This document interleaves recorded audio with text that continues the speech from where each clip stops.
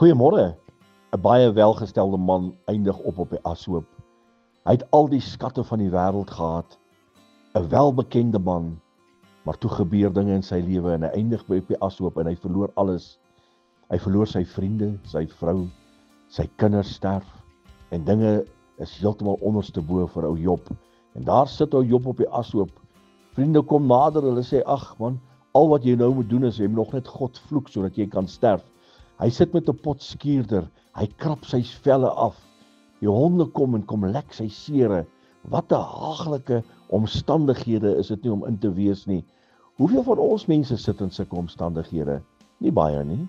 Min mense moet deurgaan wat Job deurgegaan het, maar Job doen iets wat baie belangriks is. In daai moeilike tyd begin hy te bid. Vir wie bid hy? Hy begin bid vir sy vriende.